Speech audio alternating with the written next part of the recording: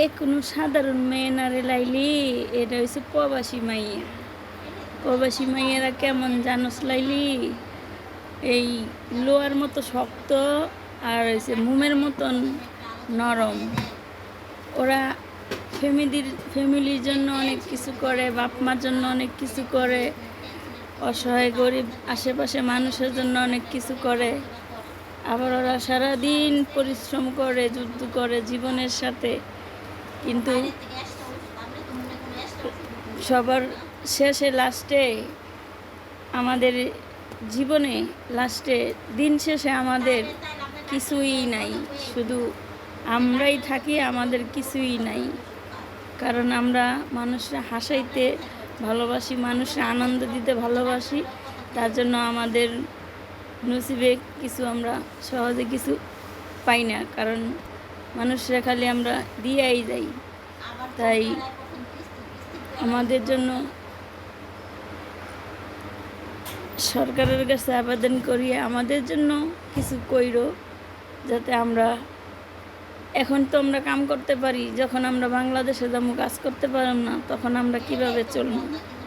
বাংলাদেশের মানুষ কও, ফ্যামিলি কও, সবাই সবার স্বার্থ খুঁজে। প্রবাসী নিয়ে কেউ টেনশন করে না। আর ওই যে একটু জায়গা কিনলে, একটু বাড়ি কিনলে, কেটা ভাগ নিব, কেটা কী করব, ওইটি বুঝতে চাইতে গেলে, খুঁজতে গেলে কিছুই পাওয়া যায় না, আরও মাইর খাইতে হয়, আরও অপমান হইতে হয়, আরও কী দিছস, কী করছস, এগুলো সবাই বলে। তাই প্রবাসীর জন্য বাংলাদেশের বড় বড় নেতারা, যারা ওই যে প্রবাসী কলোনি থাকে, ওরা অনেক কিছু বলে, কিন্তু বাস্তবে কিছুই পাই না। ব্যাংকের 13 বছর বিদেশ করি, ব্যাংকের টাকা থুইছি লাখ লাখ টাকা, বাড়ির কাম করছি, ব্যাংকে টাকা উঠাইতে গেছি, লোন উঠাইতে গেছি, কই 1 লাখ 2 লাখ টাকা লোন উঠাই, কয় কি বাড়ি করবা, ছাদ ডালাই দিয়ে আইসো, তারপরে লোন দিব। আরে বেটা, ছাদ ডালাই দিয়ে যদি ব্যাংকের থেকে টাকা লোন উঠাইতে পারি, লোন উঠাইতে যাওয়া লাগে, তাহলে এই এই তাহলে ব্যাংকে যাবো। পরে ছাদ ডালাই দিছি ঠিকই, ব্যাংকে যাই না, বাড়ি কমপ্লিট হয়েছে, পরে আমার টাকা লাগবো আপা, পরে আবার ব্যাংকে গেছি, টাকা লাগবো আপা, যদি লাগে তাহলে নেন টাকা, 12 লাখ টাকা পর্যন্ত হাতছে। তো যখন আমি কষ্ট করছি তখন আমি পাইনি, আমার গয়না বেচছি, বাড়িতে জায়গা বেচছি, অনেক কিছু কইরা বাড়ির কাম করছি, তাহলে ব্যাংকের থেকে টেন পাইনি। আর ওই ব্যাংকে গেলে এই কাগজ লাগবো, সেই কাগজ লাগবো, যে কাগজের চিনি না জানি না সেই কাগজ লাগবে।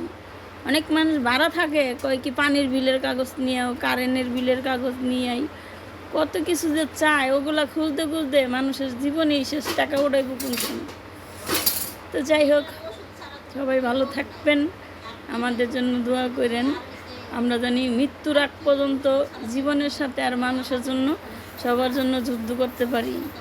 আমরা হইলাম প্রবাসী, মানে এই যুদ্ধের অস্ত্র, ঠিক আছে?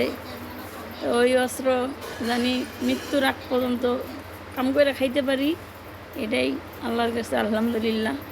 তা আমরা সবসময় একটা কথা, ভালো না থাকলেও বলি আলহামদুলিল্লাহ ভালো আছি, কিন্তু কারো কাছে ফোন দিলে আগে জিগাই না, ভাত খাইছো নি, শরীরটা ভালো আসেনি, আগে ওদের সমস্যার কথা বলে, হ্যাগোর কী সমস্যা সেটা বলে, আমাদের সমস্যার কথা বলে না।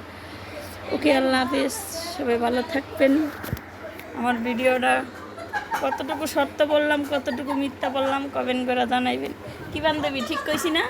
কয় কিছু কও, কও কও, বয়সটা আইব, তোমার চেহারা তো আইব না, তুমি বয়স কও। যা বলছো সব সত্যিই বলছো, কোনোটাই মিথ্যা না, প্রবাস জীবনটাই তো কষ্ট। আমার বান্ধবীও বলছে, আমার বান্ধবী যা বলছে সব সত্য বলছে। ওকে, আল্লাহ হাফেজ।